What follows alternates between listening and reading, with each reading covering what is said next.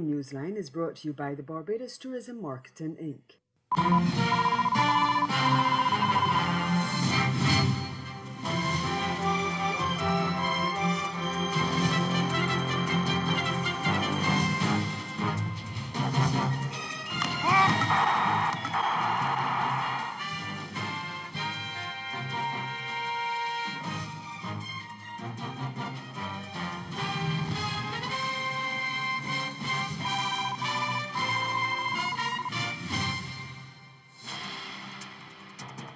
Emergency evacuations ordered in the Bahamas as a dangerous Hurricane Dorian nears. Our top story in Caribbean Newsline for Friday, August 30th. From the CMC News Center in Bridgetown, I'm Dawn Paris. Good evening. As Hurricane Dorian Friday continued on a path that will see it passing either near or directly over the northwestern Bahamas this weekend, evacuations began of vulnerable islands in the archipelago, the Keys in North Abaco and West and East Grand Bahama, that officials said are at risk of storm surge and severe flooding. Dorian is currently a Category 2 hurricane, but it is expected to reach Category 4 strength as it reaches the area, with winds in excess of 140 miles per hour, and it's also forecast to slow down to 6 miles per hour as it passes. With Dorian's expected strong winds, heavy rains and storm surge having the potential to create a catastrophic situation, Prime Minister Dr. Hubert Minnis on Friday afternoon announced emergency evacuations for residents from the northern Keys of Abaco to mainland Abaco. We are also urging residents from West End, East End, Sweetings Key and Waters Key to move to the interior of Grand Bahama as quickly as possible. For those residents of Grand Bahama and Abaco who wish to leave these islands, flights are being increased. I am appealing to residents who are able to do so financially to seek shelter among family members and other suitable accommodations for their safety. Prime Minister Minnis served early notice that emergency personnel and assistance will be unavailable during the immediate impact of the hurricane for those in the projected path who do not evacuate. Let me again make the strongest plea possible to the residents of North and Central Abaco and Eastern Grand Bahama to evacuate their respective areas. Do not put your life and those of your loved ones at unnecessary risk. I urge you, do not be foolish and try to brave out this hurricane. The price you may pay for not evacuating is your life or serious physical harm. And the government says it is ready for the aftermath of the hurricane. The Prime Minister said the Minister of Finance has been instructed to mobilize the $100 million line of credit from the Inter-American Development Bank, which the Bahamas signed in April. He said that is a key component of the government's readiness plan so it can have access to resources as quickly as possible to speed up response and recovery efforts. And Director of the National Emergency Management Agency, Captain Stephen Russell, said his agency is on standby as well. We tested our response capabilities in the past few months, and we're standing by to respond. Our regional partners are on standby, as well as the international partners are on standby to assist us based on requests. Again, we're making an appeal to all persons in the area likely to be impacted to find ways and means to safeguard themselves, their assets, and other property. Well, at 5 p.m., Dorian was located about 480 miles east of the northwestern Bahamas and was moving towards the northwest near 10 miles per hour. Acting Director of Meteorology Jeffrey Simmons gave some insight into the storm's projected path and when residents should feel impact. He said the consensus model shows Dorian beginning to affect Marsh Harbor in Abaco with tropical storm force winds early Sunday morning before eastern Grand Bahama starts feeling it around 11 a.m.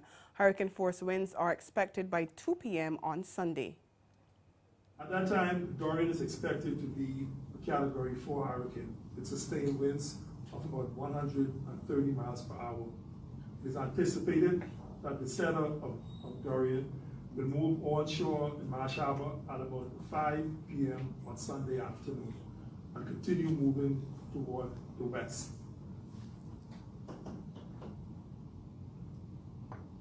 At about 11 p.m. Sunday night, it is anticipated that the center of Dorian will then move into East End, Grand Bahama, and continue moving westward along Grand Bahama throughout Sunday night into Monday morning. Like I mentioned before, at this time this is expected to be a Category 4 hurricane. Now as it moves toward West End at about 11 a.m. Monday morning, the center of Dorian. Dorian is expected to be at 140 miles per hour, an even stronger Category 4 hurricane. This system is expected to be accompanied by storm surges of up to 15 feet. In addition to the storm surge, at this time we are also experiencing spring tide, which create another issue, which caused storm surge now to be elevated an additional feet or additional foot or 2 feet. Simmons said Dorian should clear the Bahamas by Monday afternoon. Ahead of Dorian's impact, the islands are making preparations. Government offices throughout the Bahamas closed at noon on Friday, and in Abaco in particular, residents were taking steps to prepare as early as Thursday. Island Administrator Maxine Duncombe told Eyewitness News in the Bahamas they were bracing for impact. We are monitoring the progress very closely because we know that it is going to impact us this weekend. And so in Marsh Harbor, Central Abaco, you will see that some of the businesses have already started to protect property by putting up the shutters. And then you have persons, the hardware stores are very busy. I was there this morning, as a matter of fact, and people are going about the business to make sure that they get the necessary material in order to make sure that their property is properly secured. In other news, the leader of the Public Services Association in Trinidad and Tobago, Watson Duke, was granted a $250,000 TT bail when he appeared in court on Friday on a charge of sedition. Duke, who had been hospitalized on 3 occasions this week ever since he was taken in police custody for questioning, appeared before Magistrate Adia Mohammed. He will return to court on December 13th. The trade unionist is alleged to have made the seditious remark on November 16th last year on the compound of the Telecommunication Services of Trinidad and Tobago. The prosecution said while it would not object to a bail application made by Duke's attorney, John Heath, it was concerned that Duke may continue to commit offenses while on bail.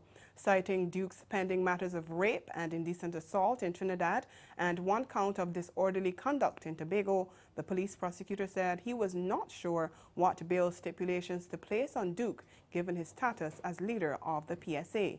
Heath later told reporters that while his client is mentally strong, he's unwell and is expected to be readmitted to the Port of Spain General Hospital. Meantime, the National Trade Union Center, which Duke also heads, says it will be moving to the High Court to contest the constitutionality of the Sedition Act under which he was charged. General Secretary Michael Anisette is calling for a repeal of the legislation, which he says is outdated. Speaking on Thursday before Duke was charged, Anisette accused the government of using the archaic legislation to unfairly persecute Duke and silence his critics. We get more in this TTT News report. General Secretary of the National Trade Union Center, Michael Anisette, is not satisfied that NATOC and PSA leader Watson Duke has uttered anything that warrants a sedition charge. Speaking at a media conference in Port of Spain on Thursday, Mr. Anisette said the law is old and has no place in the law books today. The law came from the colonial past, and England repealed that very law in 2009 because they recognize the freedom of press. Mr. Duke is allegedly being charged for a statement he made last November, but even so, Mr. Anisette was not impressed. And then what is wrong with his statement? I asked the question, what is wrong? We must be prepared to die, folks, because people going home, no money, to mind your children. That is a fundamental thing on which... He further questioned the motive for the detention of Mr. Duke. He asked why only now the police remembered a statement that occurred 9 months ago. Isn't it strange that after Comrade Duke made this statement, when the Prime Minister, who said, I never said public servant was lazy, but read what he said, and Duke responded like our trade union is going to respond. Don't you find it strange that he was arrested all in a sudden? Still to come, a cabinet reshuffle in Haiti. The details of that story and more after the break. Stay with us.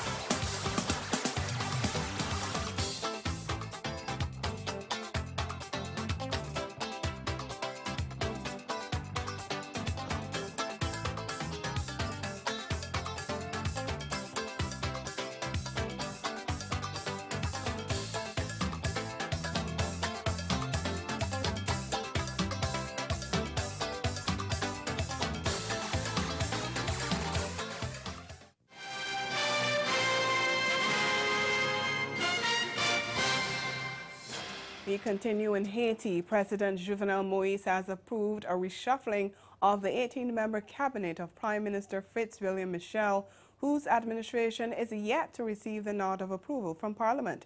He replaced 5 ministers, including appointing a successor to Marjorie Alexandre Brunache, who resigned earlier this week as Minister of Foreign Affairs. Moïse also named diplomat Claude Joseph to the post of Foreign Minister. Last weekend, the president of the Chamber of Deputies, Gary Boudreau, adjourned without setting a date for resumption the sitting of the legislative body, with Prime Minister Michel being unable to present his administration's general policy statement, which is a requirement for the ratification of his administration. Trinidad and Tobago has passed the baton to Antigua and Barbuda for the next staging of CARIFESTA. Michael Williams looks back on the 14th edition of the festival in this week's Newsline Entertainment.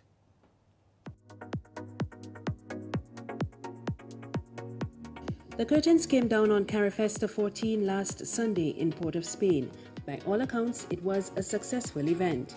Culture Minister Nayan Gadsby Dolly told the closing ceremony it was further proof that the region's artists have a lot to offer. We have elevated our cultural consciousness, and this heightened awareness about ourselves is critical to the holistic development of cultural policies and national action plans for culture and the arts in the region. The ceremony would not be complete without an appearance from Calypso icon Calypso Rose. Oh yeah! They say that I reign too long, but I get that my constitution is strong. Respecting me long, long reign. They making plot to take down my name. I've been breaking down walls ever since I was small. They could stand up tall and strong like a wrecking ball. I go knock them down. Oh yeah! CariFesta 15 will be held in Antigua and Barbuda in 2021. Culture Minister Daryl Matthews says he was impressed with this year's festival in Port of Spain. And Tobago really raised the bar to a phenomenal level with the hosting of this CariFesta. I believe this is easily one of the best CariFestas that we've had to date. And so I'm coming right after Trinidad to host. We have some big shoes to fill, but we're up to the task. Matthews says Antigua and Barbuda are already preparing for the next edition of the festival, and he is aware that they will have some big shoes to fill. Oh, the opening ceremony. The opening ceremony made me feel like I was at the Olympics or the FIFA World Cup. The opening ceremony was something like I've never seen before in the Caribbean, and it made me very proud to be a Caribbean person. To see that camaraderie, that bonding, that brotherhood of Caribbean peoples made me quite happy, because a lot of times we compete instead of collaborate. And so when all of our artisans or pan players or dancers or culinary people all come together in one huge expression of Caribbeanism, if there's such a word, it made me very, very happy, proud to know that we as a people can express ourselves without feeling as if we're fighting one against the other. Antigua will host CariFesta for the first time, and it will also coincide with the island's 40th independence anniversary. Mary-Claire Williams, Newsline Entertainment.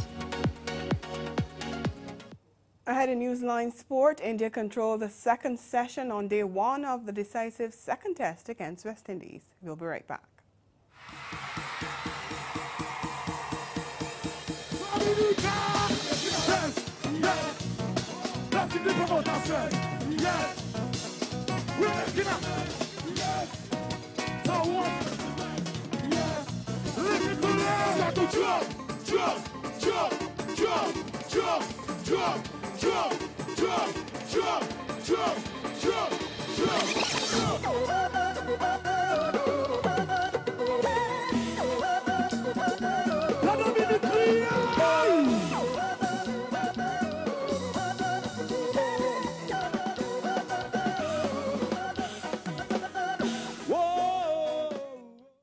And over here by Cayman A, we're making a little bit of mayonnaise-based dressing.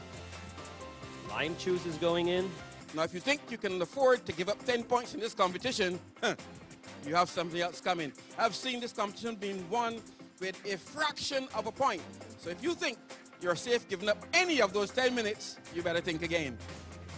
We're down to 15 minutes and 23 seconds, so the heat starts to get up a little bit here.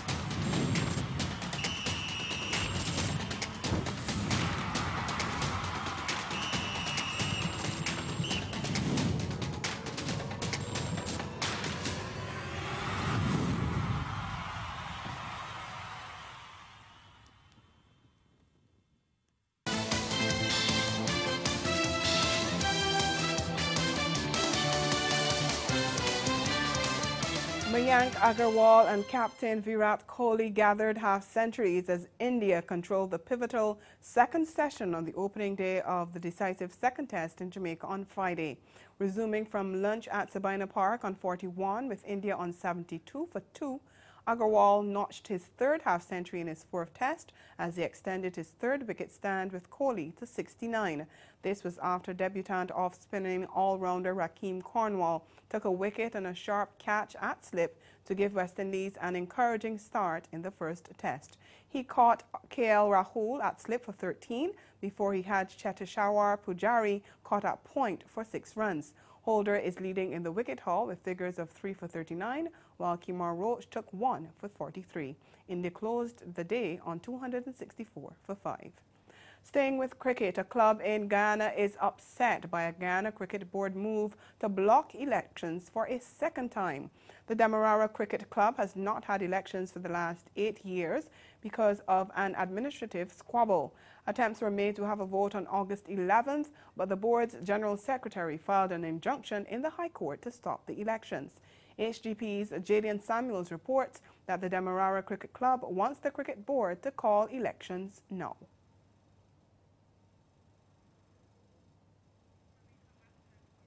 We'll come back to that story later. No date has been set for the anti-doping hearing of Jamaican double sprint record holder Brianna Williams. TVJ's Keon Raynor tells us why.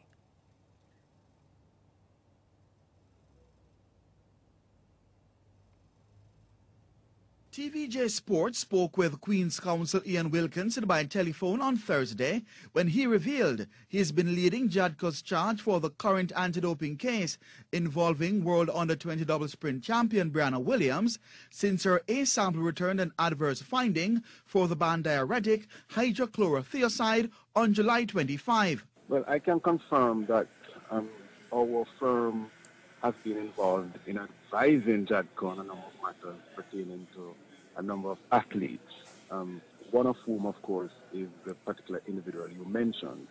With Williams' representative, the Canadian-based attorney Dr. Emir Crown, on Tuesday complaining that his client's information was in the public domain before her B sample result was communicated to her by JADCO, Wilkinson has stressed that JADCO was not the source of the leak. We deny categorically that JADCO has been involved in the leaking of any test result for any athlete. Certainly, since they've been involved, we can speak with authority in that respect.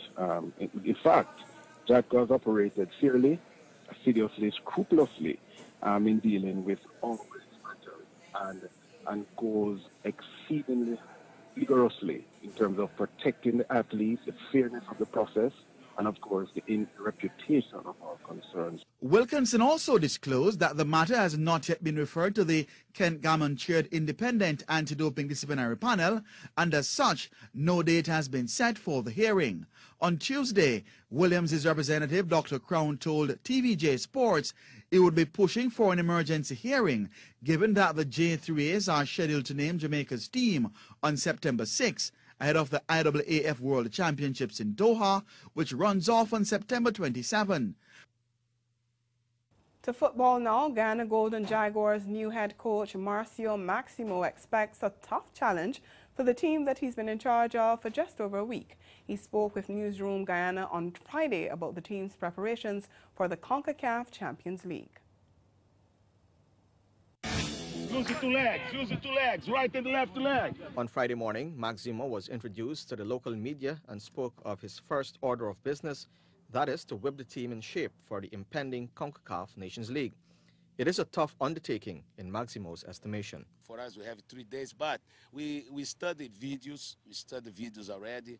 We know some players, and we have 3 days there to implement something, to add something. We can't change it so much in 3 days, but we expect, of course, anytime when you go to the competition, expect to win. But you should be realistic as well. You know, you should understand that it's not the easy way. It's like Mr. Ford told, it's a medium-term program. You should create step-by-step conditions for you to be a great team, to be a solid team in Caribbean.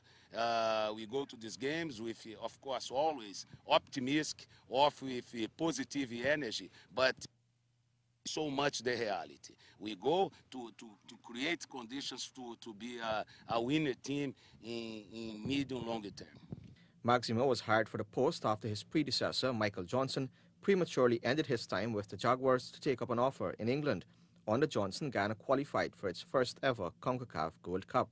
Looking ahead, Maximo spoke of developing a structure that will give more opportunities to homegrown players and create a balance in the national team setup. You should give time to them, you know. I just take this team 10 days before. They don't use it normally. I talk with the coach, invite the local coach to come, clubs coach all the time here, youth coach, my staff, but you should give the time. Team, you not just assemble the players and play to go. You know, you should implement tactical, physical, mentality, everything that you should put step by step. Oh, we'll be right back. Caribbean Newsline is brought to you by the Barbados Tourism Marketing Inc.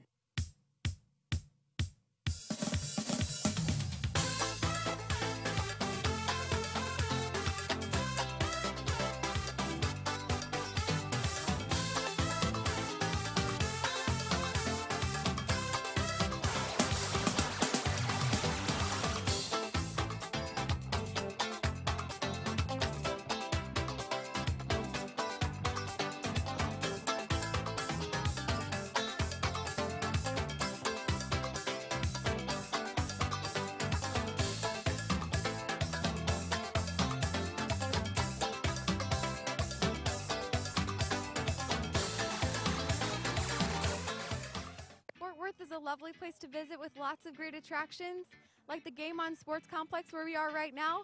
Also, you can feed giraffes at the local zoo. You can watch Longhorn Parade down the street on the weekends, and you can also stuff your face with barbecue, which is what you're about to see me do at Heim Barbecue. So check it out for yourself. Go to fortworth.com.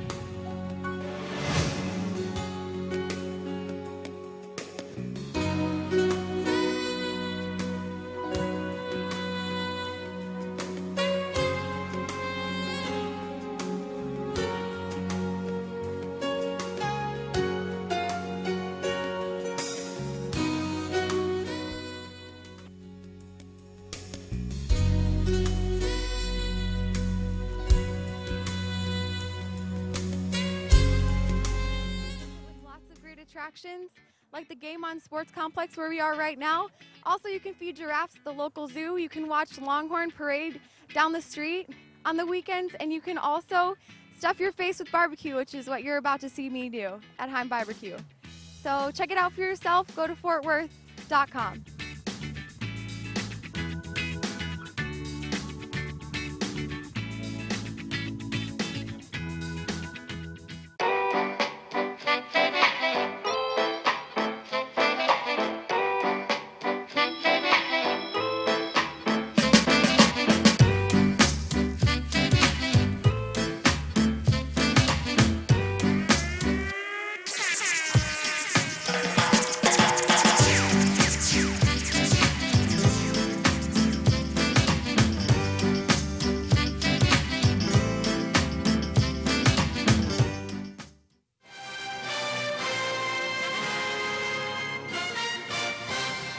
A recap of the day's major developments now. Emergency evacuations ordered in parts of the Bahamas as a dangerous Hurricane Dorian, which is actually now at Category 3 strength, nears.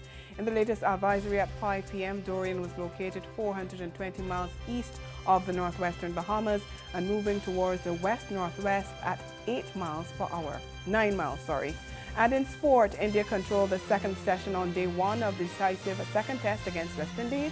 And that's Caribbean Newsline. For news and sport around the clock, subscribe to CaribbeanNews.com. And for more of our programming, log on to CaribVision.tv and check out our YouTube channel. We'll be back here again on Monday, but from all of us at CMC News, thank you for watching. Have yourselves a good night, and to our Bahamian brothers and sisters in particular, Stay safe.